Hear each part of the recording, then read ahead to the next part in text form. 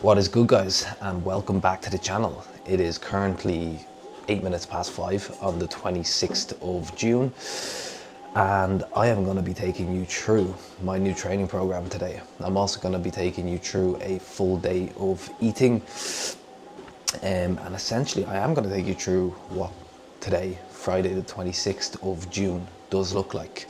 So usually right now myself and Els do go out for morning walk at just after 5 a.m. and I do be in the gym for 6. However, she is feeling a little bit menstrual at the minute, so plan of action for her is to have an extra hour of sleep because she doesn't need to be up otherwise. Okay, it's been a really nice habit to get into, and one that I do want to keep up so long as the weather is good and so on and so forth. Okay, so plan of action today, I am in the gym for 6 a.m. for PT. I have another PT at 7:30. And in the gap in between that, I will have my client Louise checking in with me for her photo shoot, which is in 2 days' time. So yeah, that is super exciting. She's on twice per day check-ins at the minute, so morning, evening, and quite often there's just communication throughout the day. I will talk a bit more about Louise's kind of like very abnormal photo shoot prep at some point today. It's super cool. After my second PT, I do have my own sessions, so I do plan to have meal 2 in that gap as well, which is I'm gonna have a very small gap between meals 1 and 2, which isn't ideal, but it is what is necessary today if I want to train at 9 a.m. and have 2 meals in me.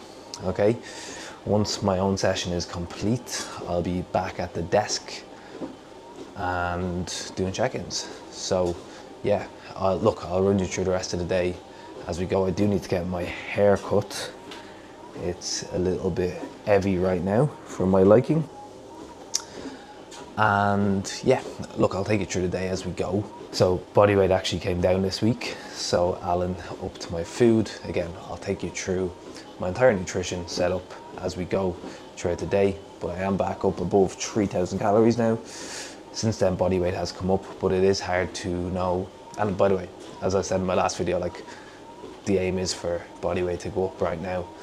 But I went up a kilo literally straight after he made that adjustment, right?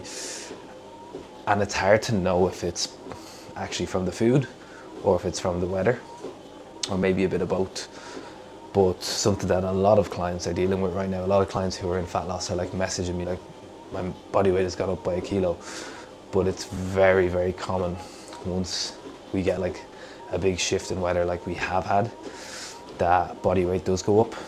The body will just generally hold on to a little bit more water. You'll feel that if you go on holidays or whatever, just feel like a little bit more watery, just a little bit more between the skin and the muscle. But not to panic. These things will swing in roundabouts, guys, so do not be stressing out if body weight just comes up a little bit right now, okay? So yeah, I'm going to take you through the day. It is going to be a great day.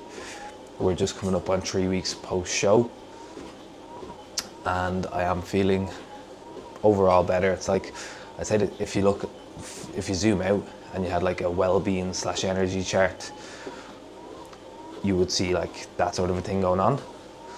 But if you look on the dailies, it's kind of like body weight, right? If you're in a fat loss phase, there's peaks and troughs.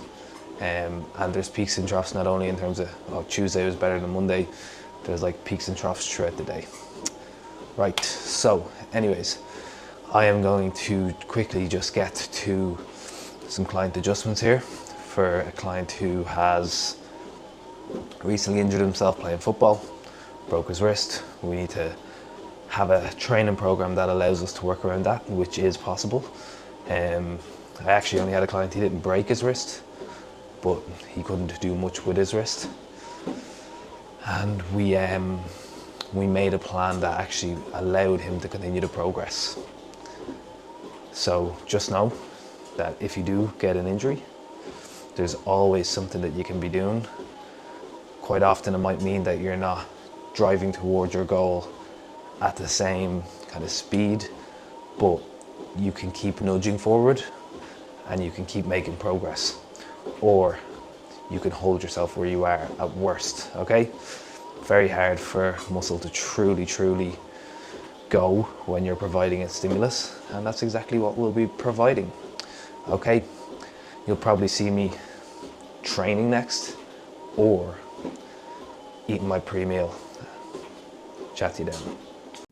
So, current nutritional setup: training day 3,179 calories, 241 protein, 403 carb, 67 fat.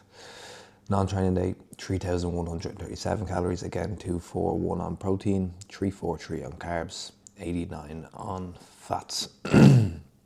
So this is a nice position for me to be in. This is generally where I like my food, where it's not like where, you know, the meals themselves are generally big enough. I don't get too full. I am actually still quite hungry at the minute, I will not lie, guys. But yeah, pretty, you know, nice position for me to be in. I could eat more, but I don't need to eat more right now. This is absolutely perfect. Body weight is 73.7 today. It was 72.5 on Tuesday, which was 0.1 kilo up from the day after being on stage 3 weeks ago, which is pretty wild. So we push food up to 200 calories, actually coming a lot from fats, which I will enjoy and appreciate. And we do have some of them here now. So we've got 2 bagel tins, 4 eggs, and 50 grams of spinach. The eggs are up from 2 eggs and 100 grams of egg whites to just 4 eggs now, which is a pain because I have a full carton of egg whites now in the fridge, which are just taking up space. But yeah, okay, I'm gonna go eat these guys and get to the gym. Right guys, so we have got our pre-training meal here from HQ, which is 100 grams of cream of rice, Strom white caramel, white chocolate caramel. We've got 30 grams of whey, we've got 120 blueberry, and we've got 30 grams of peanut butter. Absolutely beautiful. So I'm having this right before my PT session now, which is at 7:30, it's 7:15 now. And that will be perfectly digested for when I'm going to be starting my own session, which will be somewhere between the 8:30 to 9 a.m. range. Okay, I'll have a pre-shake as well before then, so do not fucking miss by Trained by JP. I'll be ready for legs. It's legs on the cards today. Okay, so very exciting stuff. I'm going to go eat this. The Strom cream of rice is the only one in my opinion. I'll have to show you my range when we get home. I think I've nearly got the full range at home. I'll see you for legs. Look at that texture. Texture unmatched. They've absolutely nailed it.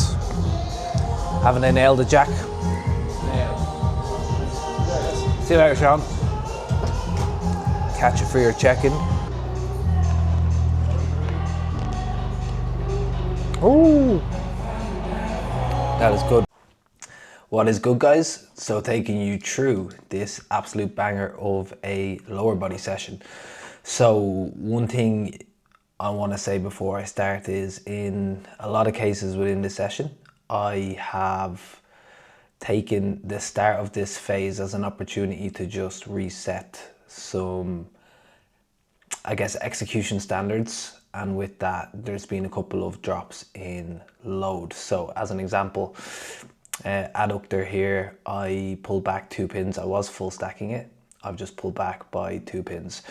The reason and rationale for that really is I want to give myself the greatest, you know, runway for progress over the course of this meso, for long-term growth, okay?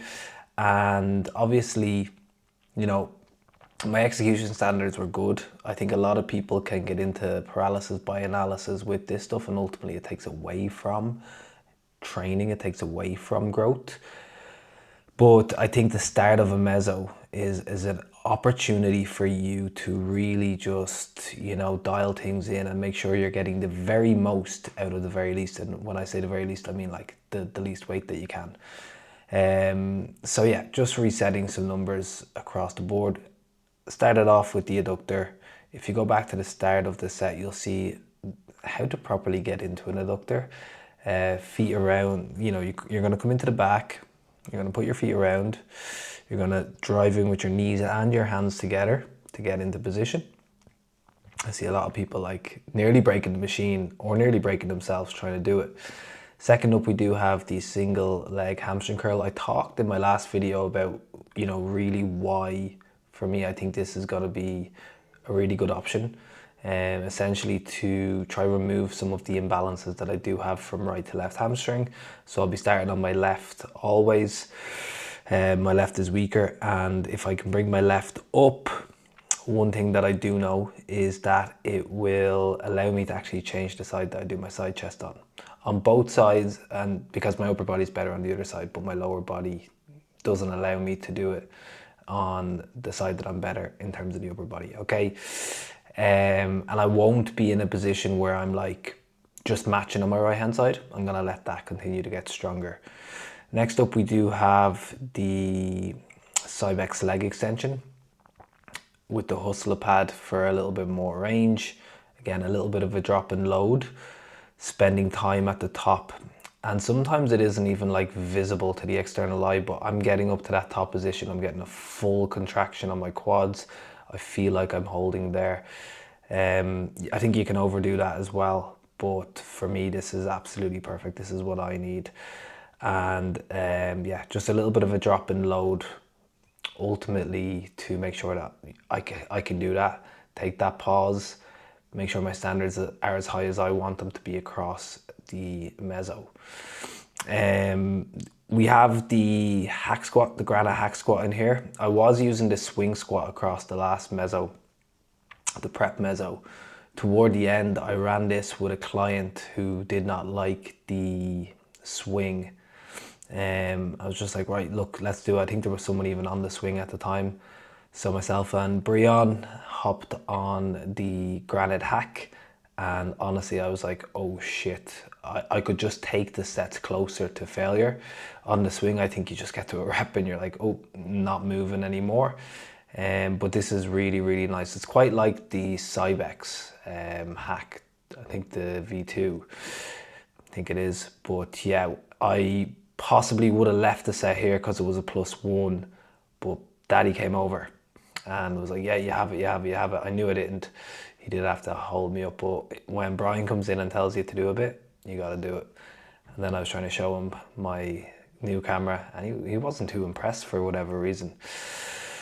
Back off set was absolutely mega. Absolutely mega. Now I did match from the top set, but honestly, it just felt so perfect. You will see that I've added the belt on here, even though the load is a bit lighter, but that was because I forgot to put it on in my first set. I was just in the zone, and I actually felt my back, a little twinge in my back, my lower back, where I've had the issues where I'm like kind of minding myself with my RDLs and trying to bring them back. So I put the belt on here and just like fully sent it. What you will see is as I get closer and closer and closer to the end of the set, I am starting to slow down, and this is absolutely necessary, guys. That's not the point at which you stop. I think a lot of people do stop there and they just leave so much on the table, but this is where the real, like, you know, this is where the gold is. This is where muscles actually grow. If you're not challenging them, if that challenge isn't progressive over time, it's simply not, you're not going to change. You have to force change in many regards here.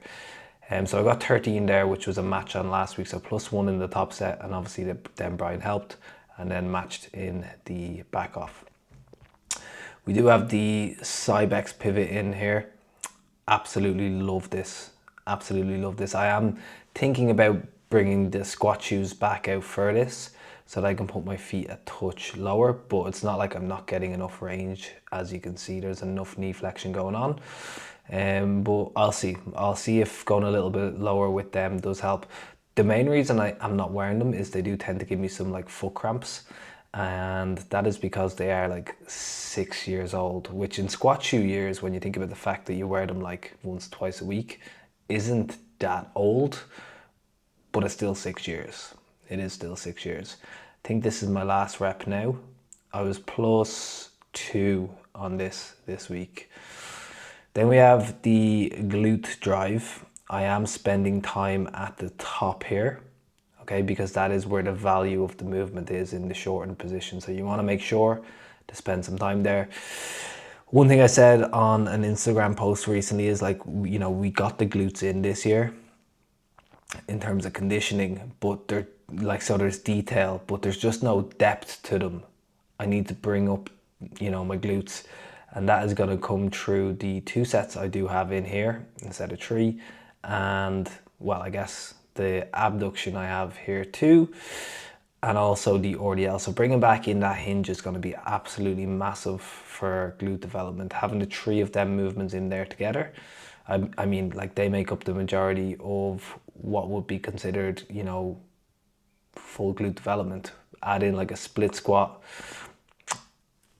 you're largely there. You're on the right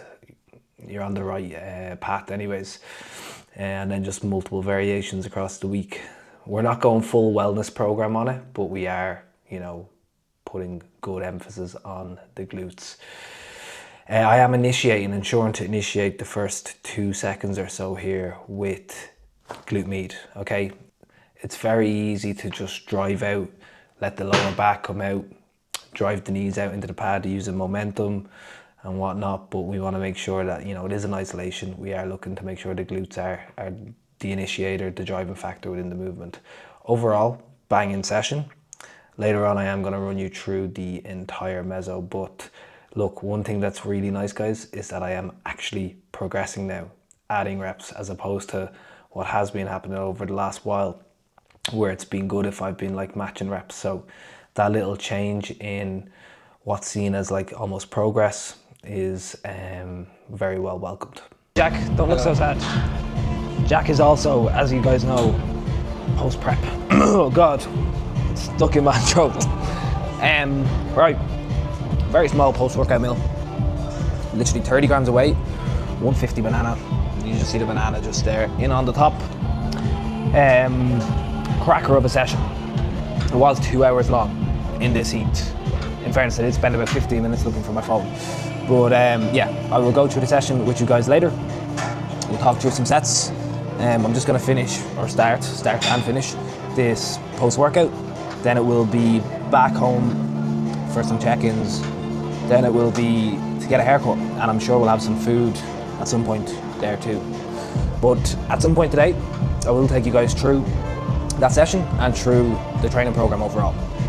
25 minutes cardio incoming too also, by the way. I don't know if I said that. So meals number 3 and 4, obviously post-workout as well in there, but can't really call that a meal, can we? So what I have here is 200 grams of chicken. I have 70 grams of rice, 150 grams of peppers. Yeah, so I'm gonna eat this now. It's just going 1 p.m. and then it's gonna be shower and into check-ins. Next meal will come in at about 4:30, and then the last meal will be like 7:30, 8 p.m. What is good, guys? So as you can see, the mop has now been chopped. So thank you to my boy Kyle. Kyle is a client of mine, and I'm a client of his because he does my hair. Right, it is now just past 4:30. We have our penultimate meal of the day, which is, as you saw in the last clip, chicken and rice with veg. Right, so I do want to talk about something, guys, while I'm waiting for this, but it is something that has been on my mind a lot, that has come up in a few check-ins as of late, and that is about just staying in the middle. And in some cases, I will tell a client that they need to stay in the middle, that they just need to keep a balanced perspective on things. And in the scenario that I'm talking about now, I am telling you, don't stay in the middle, okay? So, something I see holding a lot of people back from like true success is the ability to truly work, to lean in on what they're currently doing. So I see a lot of people that when they're in a fat loss phase, they don't truly lean in on that. They kind of go through the motions, and you know, when it gets a little bit hard, they stop. Okay. Likewise, they're in a growing phase, gets a little bit hard as you're pushing up food, you know, appetite starts to go, you start to feel a little bit fluffy, and it's like you stop. Okay. The reality is you are, by product of this, as a product of this, missing out on where the real big changes occur. Okay? You're not leaning in on the diet because you're not, you know, when push comes to shove, when things do get a little bit more difficult, you're not willing to put in the work at that time point. You're in a growing phase, not to say that when you get to your fattest is when you're going to grow the most, but you do need to let yourself get uncomfortable. You look at anyone who has like a good physique, a physique that, you know, you want to attain or whatever, they've spent windows where they've allowed themselves to get uncomfortable with that growing phase, and as a result, they've gained that physique. You know, you can look at this through nutrition as I've just done there, but you can also look at it through training, and it's actually a bit more well researched in training. Okay, so I've read some research papers back in the day as it pertained to like GAA, and there was a paper that was looking at, you know, workload across the week, and it was like players were really bad at taking lighter days of training when they were supposed to take lighter days of training, and when it was the toughest sessions of the week, they were missing the mark there as well. So basically, when they're supposed to be, you know, here in terms of like effort, let's say effort is all the way over here, like 10. When they're supposed to do a session that was maybe like skill based or whatever, and they're supposed to be here, they were working a little bit harder, like throwing in a few runs, doing this, doing that, whatever it is. Likewise, when they were supposed to be doing their hard sessions, they weren't putting in maybe, you know, look, I'm not making this about GA anymore. I'm well past my days of driving like that, but like, let's say they're high speed running meters or whatever, they weren't actually hitting the mark on that as well. They were like at 80% of their effort or whatever, you know. And I can look back on my time playing GAA, and there was always guys that would be like that. But anyways, to physique development, guys, you know, just do not stay in the middle, guys. If you are someone who truly wants to like make the biggest impact on their physique that you can, you need to be willing to do both ends of the extreme. Don't sit in the middle. I see so many people year on year on year coming to the gym looking the same, or dieting down and looking the same as the last time they dieted, because they didn't put in the time growing. They didn't hold themselves to the standards that they had to. Then when they dieted down, they got to that point where things got a little bit more difficult, and they couldn't put in the work. Let it be hard. Don't stay in the middle. This is gonna get cold. I'm gonna go eat it. I am still on that mustard buzz, by the way. Never been a fan of mustard. This prep, last prep as well, I decided to start eating it just because, it can put a bit of flavour into the meals. And yeah, here I am still repping. I didn't think I would be, but I am still repping the mustard for now anyways. Plan of action now, as I said, it's just 4:38. I am going to have a second block of check-ins to run through now, and then I'm gonna run through the training program with you guys. So fun times ahead. Then I'll be out for a walk. Els might be back. She might come with me for a walk. I want to do about 3.5, 4K, and then we'll be done, guys, for today. This is unheard of.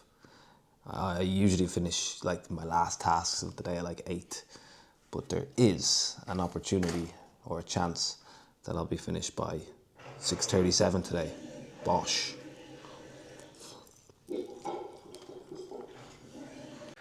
What is good, guys? So it is now 5:45.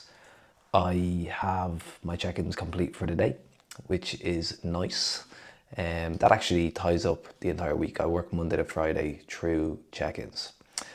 What I'm going to run through with you now is going to be my new training split. And the way I'm not really sure how I want to go about this, but I'm going to talk through this through the lens of how a training split should be built. Okay, I've literally just got through a check-in with a client who started with me this week, who has a photo shoot in 16 weeks. She was already on photo shoot prep at the time when she signed up, and she was just saying how her words were, she's got a new lease of life with the bespoke plan and just completely tailored approach.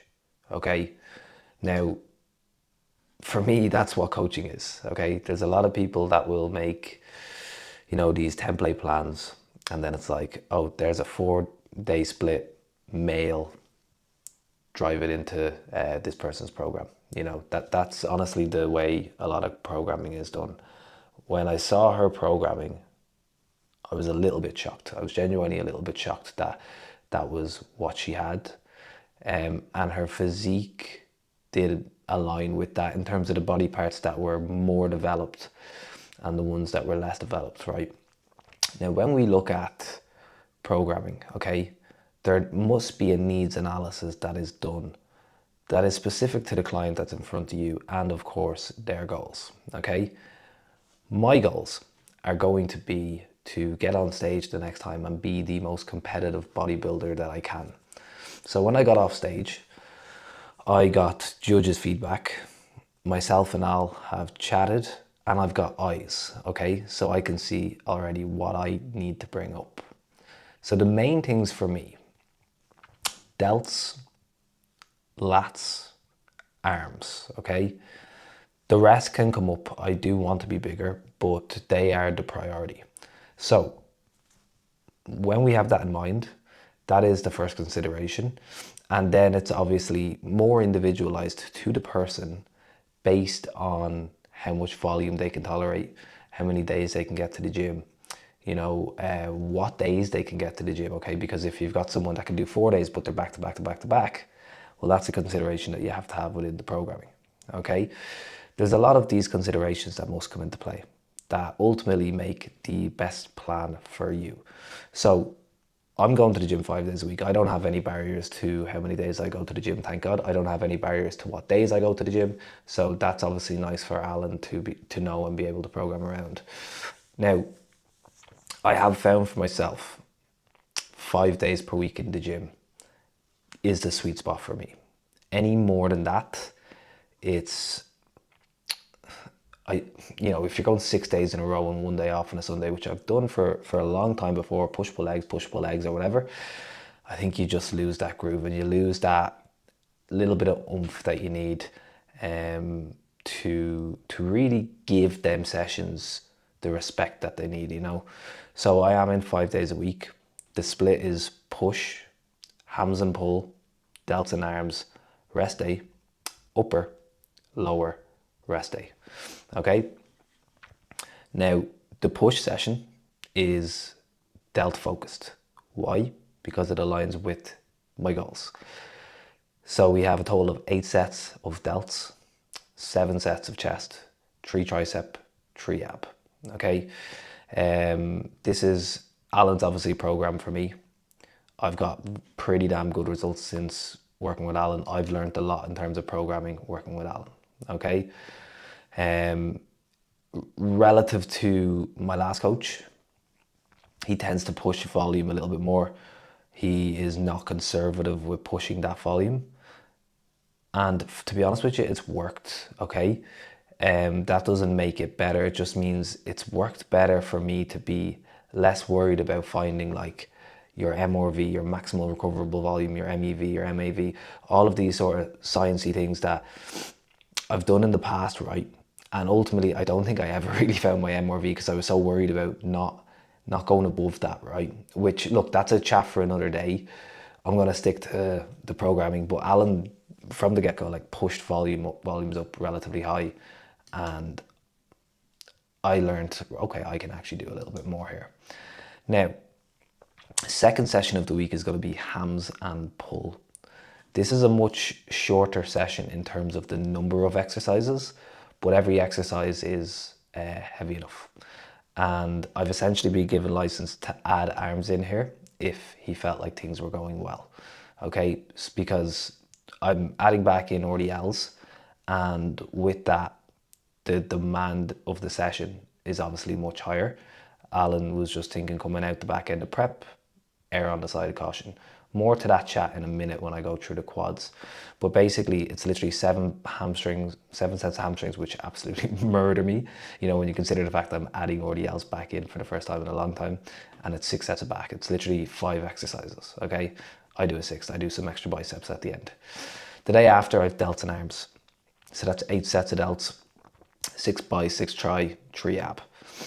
So within 3 days, I'm getting 16 sets of delts, okay? That's not the way I would have programmed before, but since working with Alan, I'm like, it hasn't necessarily crushed me, okay? And yeah, I'd be like, you need to have these 2 days in here between training this muscle group.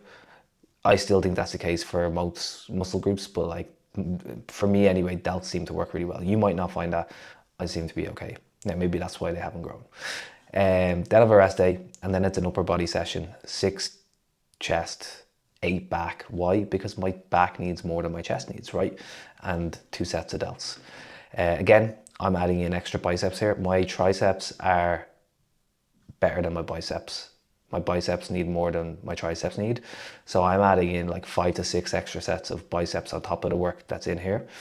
As Alan said to me, like, this split is going to kind of change as we go, as time passes, with adding in the arm work and stuff like that, in line with your demands. And I've already been like, you know what, I can just do it. I'm fine. I can tolerate that right now.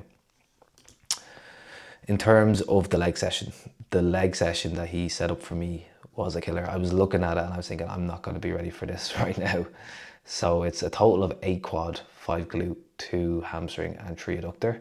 I've pulled that back to 6 quad, 6 quad, 5 glute, 2 ham, 3 adductor. Okay, so I've pulled 2 sets of quads out because I know myself I wouldn't be able to progress with how much is in that sessions. It's literally 3 adductor, 3 leg extension, 2 hack squat, 3 pivot squat press, 3 hip thrust, 2 line hamstring curl, 3 abductor. Yeah, I know myself, like, long term, I will not, if I do them, I'm going to sandbag some of them sets. So I do 2 leg extension, 2 pivot, 2 hip thrusts. It says 3 here.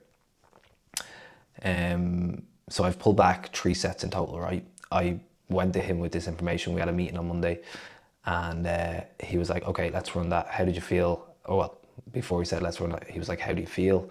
I was like, man, I'm in bits, I'm in ribbons from it, but I feel like that's an amount of work that I can actually progress upon. And he was like, right, cool. And then I was like, so I was saying earlier to chat about the hams pull. Many of you will have heard of like density day before, which is essentially a posterior session, which is a hams pull. So hamstrings back is a posterior. When you add in essentially like a leg press or, you know, some quad movement, it becomes like density day. And I was like, mate, I know I'm pulling back 2 sets of quads in my quads focus session, my lower session. What do you think about adding in maybe like 2 sets of like a magnum leg press or something like that, something where I can pin load onto the hams pull, make it a density day? And he was like, you know what, that was the initial plan for the meso.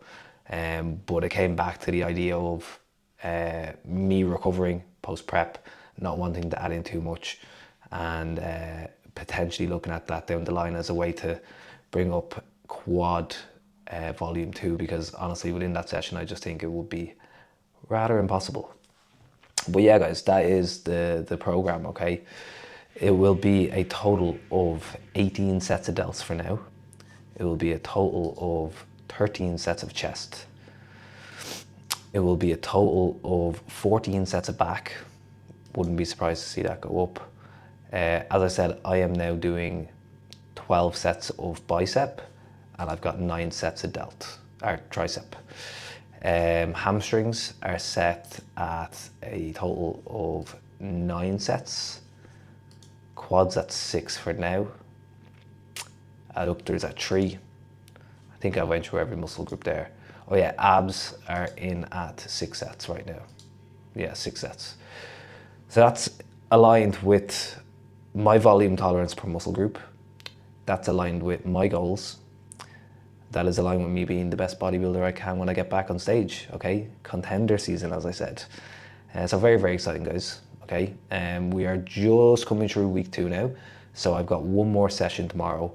And actually on that, I trained lower today on Friday. Lower is supposed to be on Saturday. I only train it once a week. I met one of the guys I speak to online a lot, Dylan Nolan. He represented the Irish WMBF last year at the Worlds. He's coming up to HQ to train, and he's on prep. So I gave him preference on, you know, ultimately what we're doing. And he is running a pull tomorrow. So I'm going to link in with him through the pull work. I think he'll just do what I'm doing for pull because he's in a gym that, you know, he doesn't have numbers for. So I think that'll be just about fine. And then I'll do my chest work after that. And I think he wants to grab a bit of content, so we can do that for sure.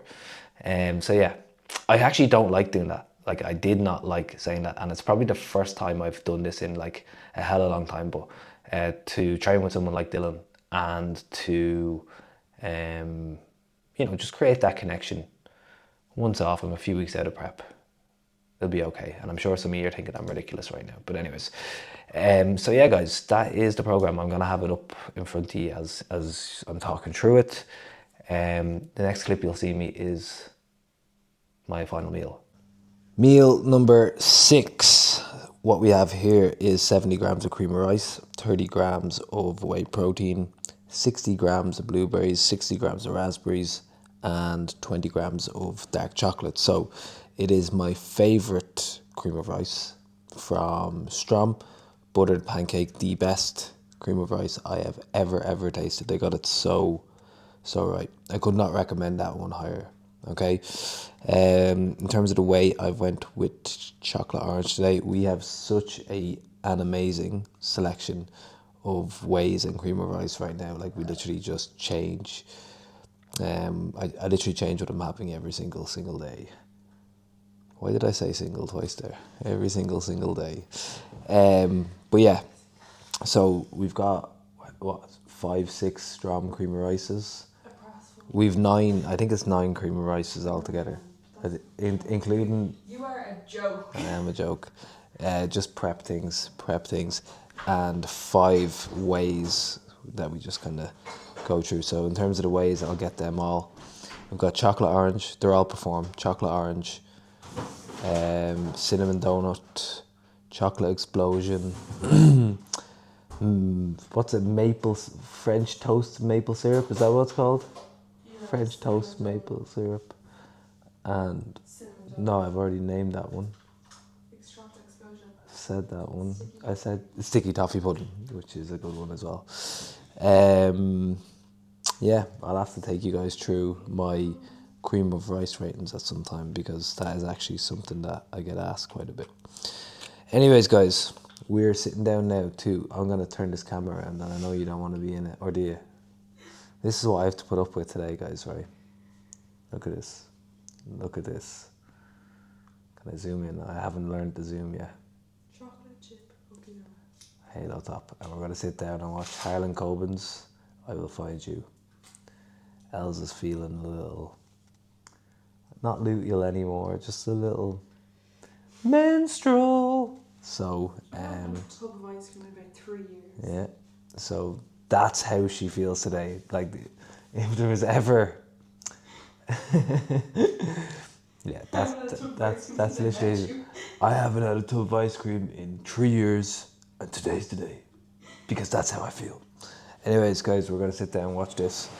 Harlan Coben's I Will Find You. We are fiends for the Harlan Coben stuff. And with that, I will be leaving this video here. Thank you very much for watching. I'll see you in the next one. Turn off the lights. Let's go.